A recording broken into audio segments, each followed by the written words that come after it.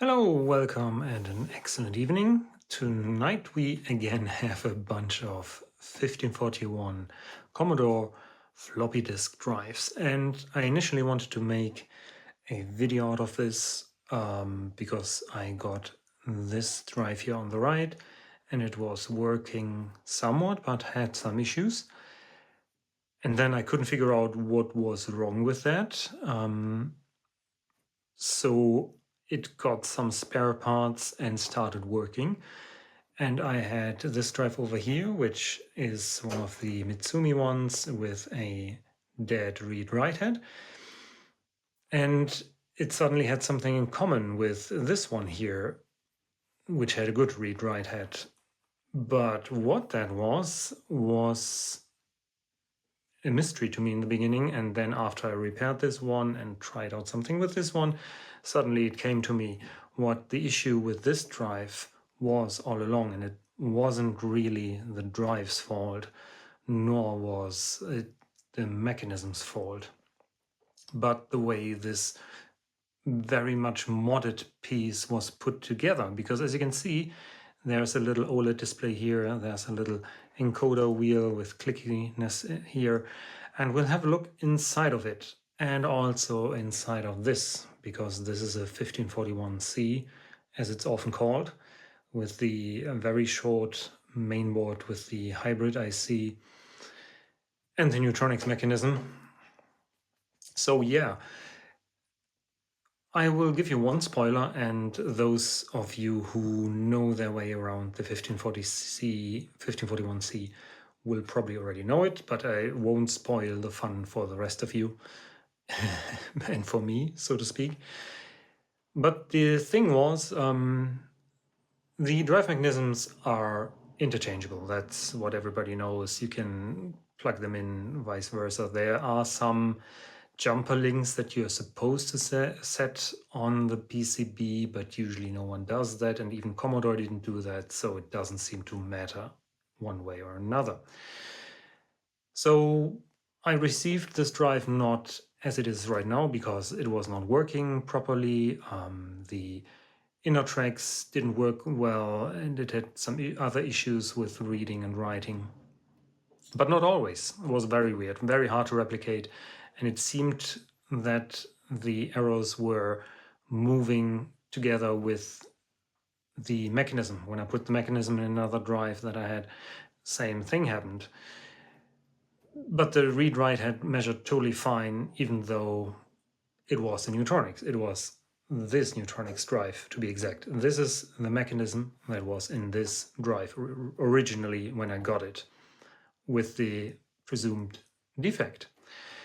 And this here is actually an ARPS mechanism that belongs into this kind of case. As you can see, it fits the color scheme and everything. There are also black or dark brown neutronics mechanisms, but as usual, they often have broken read-write heads. So I usually tell people, get one of these. They don't like the garage door latch. People say, oh, that doesn't look cool, this looks cool. But this just works. And it will continue working probably for the next 50 years or something with good care. So this drive suddenly started working inside of this 1541C. And why that is the case? I think we should open up both drives and have a look. And we might also have to take a look at the schematics of the different drives. And these are both drives opened up. And as you can see, they do look quite a bit different and also still very similar. Please ignore all this colorful wiring and the board here. This is, as I have said, heavily modded. It has a Megalodos expansion board. You can completely ignore that. It also has a replacement EEPROM because the DOS ROM, one of the DOS ROMs, because it has two, was broken, I guess, but that was already broken before I got this. As you can see here, we have the ARPS mechanism, which looks a little bit different, and we can't see everything here, but it is relatively similar also to the neutronics. The latch mechanism is different, but both have similar spindle motor and a way of stepping the head and everything. But you can see this here has the cost-reduced, very short board. This is already the short board. The original 1540 and 1541 longboard reached up to here at least, I think. And is already cost-reduced, and this is even more cost-reduced because it used this hybrid IC with analog stuff on it. And it has only one ROM chip over there. So quite a bit cost-reduced, no sockets at all. Here a lot of things were already socketed, I think, at least some of the time. Otherwise the schematics are relatively similar. Everything that's here in the analog section got condensed into this specialized thing. But there is one great difference, and we can't see that on here, but I have another Neutronics drive with, sadly, a dead read-write head, which is basically the same to the Alps drive below. And yeah, I'm not sure if the eagle-eyed viewers notice that. This here has more in common with this one than with this one, in a manner of speaking, because I can definitely say this did not come from a, probably did not come from a 1541C with a short board, but probably with a long short board. How do I know that? There's one difference, and that was the reason why this drive mechanism didn't run correctly in this Alps drive here, or in this 1541 non-C variant. And that thing is this little bit down here. I'm gonna zoom in a little bit so you can better see that. On the left, you see a little piece of PCB with three wires running from it. Blue, white, and purple. And those are +5 volts, ground, and the white one is a sense signal. And as you can see, there is a bit of metal sticking out on both drives. Let me zoom out again. There's also this bit of metal sticking out. Is it metal? Maybe plastic? I'm not sure. But this here is a track 0 sensor. And usually Commodore was very cheap and skimmed out on those, as they did on this variant here. That's why you have the head banging when the track searches for track 0, just by slamming the whole head assembly into the back wall, basically.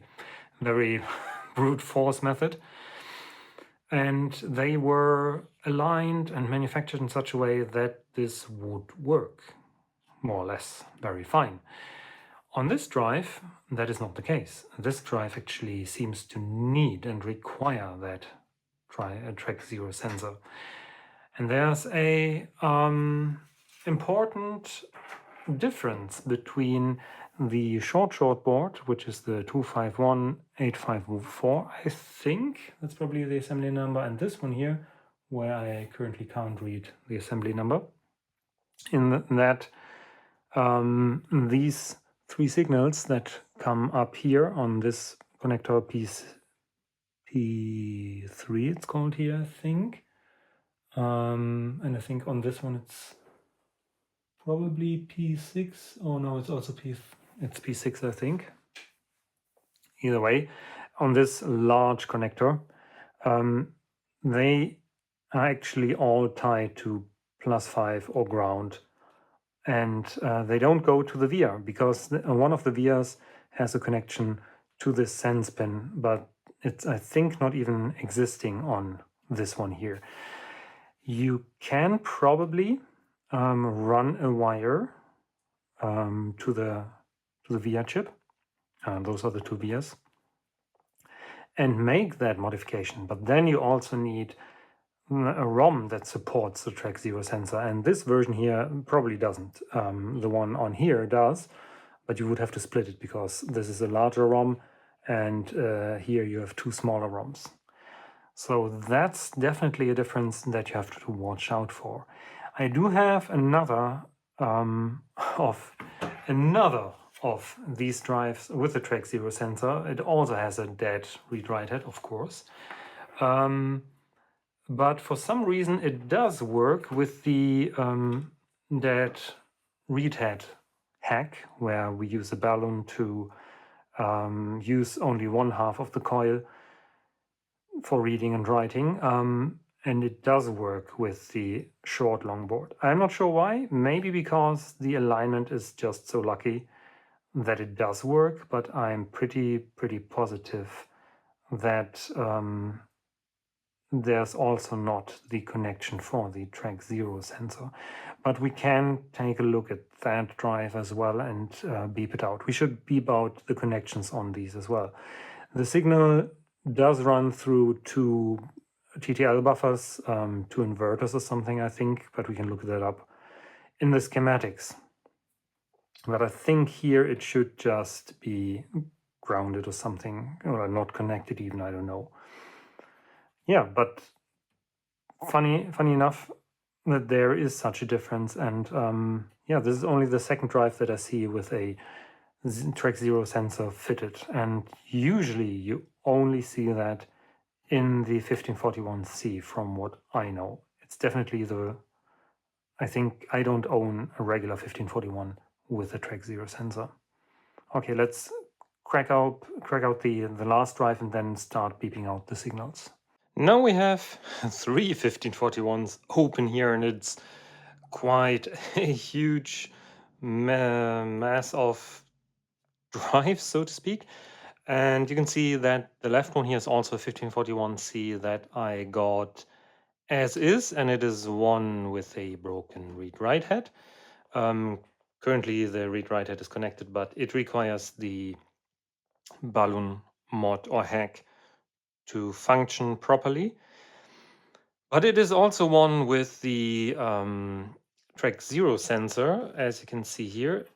And I'm a bit curious because this is a long shortboard, same as the one over here. So these are basically the same from that perspective.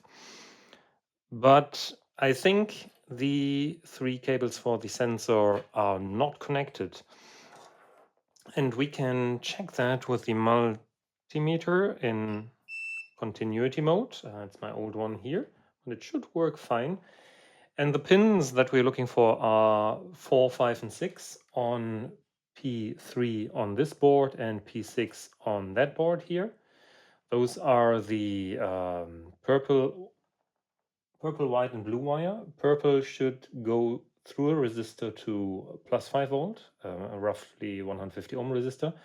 White should go directly to ground, and blue should go to an inverter on the board, which of course we can't test on the long short board due to the fact that it's not there actually, that chip. But let's test. I have the schematics open. You can also I do have also the printouts here, but I have it open on my PC over there.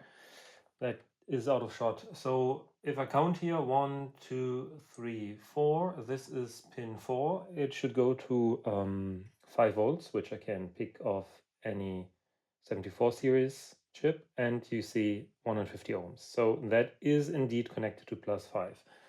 The next one should go to ground, which we can find down here, and that's also the case. And pin 6 should actually go to R6, if I can find it somewhere over here. This is R6, one of these. Yes, here. Okay, it indeed goes to R6, and R6 goes to plus 5 volts again, and it should also go to UC6 pin 13. That's, I think, an inverter. UC6 is somewhere. This is UB1, UC1, UC6 over here. Pin 13, that should be the last but one. So 1, 2, 3, 4, 5, 6. And indeed, oh, interesting.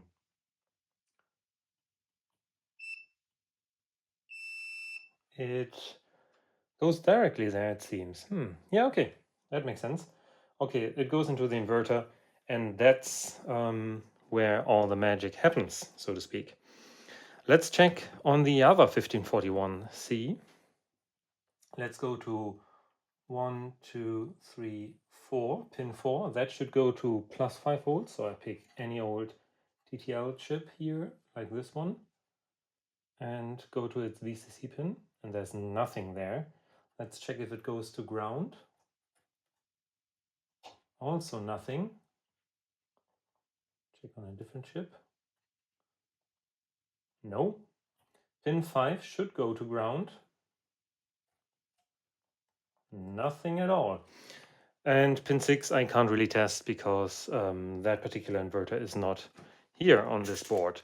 So that shows that the long short board doesn't connect the track 0 sensor at all to anything. So that is actually why the drive on the right failed to utilize this mechanism correctly, I would say. Because for some reason this one requires the track 0 sensor so it can reliably detect where the start of the diskette is, whereas these two mechanisms are built in a way that the head bumping actually works. All because Commodore was very cheap to buy these minimal mechanisms. On a normal PC drive, for example, this whole analog section, this whole thing here, would be mounted on top of the mechanism, and all the amplification would be done on board. All these connectors would go onto this thing. The index sensor, which is also index hole sensor, which is also missing, would be installed. Stuff like that. So that is definitely a bit of an issue with these drives. They are very cheaply made, but it's still basically it's still quite fascinating that they are working 40 years after they've been built, except for the read-write heads that tend to die. Which is why I still would recommend that you get one of the Alps drives, if you can get hold of them, if you want to have a floppy disk drive for your C64, because these tend not to die. They seem to be built better in respect to the read-write heads. Yes, but so here we see basically 3 combinations and iterations of the 1541. One thing that is missing is a 1541C with the Alps mechanism. The Alps mechanism also came in beige in the 1541C case. I'm not sure if they were ever equipped with the track 0 sensor or if they would go into something like this with the short board this way around. I'm not sure. I haven't seen that. The short board with the hybrid IC is basically a precursor to the 1541-2, which is the compact successor, which with the external power supply. And this one can't be used with the balloon mod as I've shown it, because the adjustment that I've put in place here, the extra resistor for increasing the write current, is integrated into the IC, so we can't adjust that. Either way, I'm going to unplug this because I need to reinstall the mod here, and I don't want to destroy the coil anymore than it is. Anyway, so that's it, I think. So take good care that you mix and match the drive mechanisms in a reliable way. Check if there's a track 0 sensor on there, and make sure that your particular drive mechanism works without the drive 0 sensor if you're not using one of these short boards. All in all, I think the 1541s are very interesting. It's a wonder that Commodore thought it would be a good idea to strip down the mechanism and then build a whole computer to put inside of there, while Apple just made a very cheap floppy disk drive by letting the computer do all the work and still stripping down the mechanism to its bare minimum. But those were the days, I think. And this is probably mostly due to the fact that Commodore didn't want to spend too much on R&D. These are basically stripped down versions of the older 3040 and 4040 drives, which share the similar architecture. Yeah. That's it for today. Thanks for watching. Leave a comment down below of your stories with the 1541 and its different incarnations. You can follow me on Mastodon over at chaos.social/root42. I will answer any questions and stuff over there. But also, of course, I will try to answer in the YouTube comments. There's more links down below how you can support me and get in touch. And yeah, I hope to see you in the next video. Until then, have a nice evening. Bye.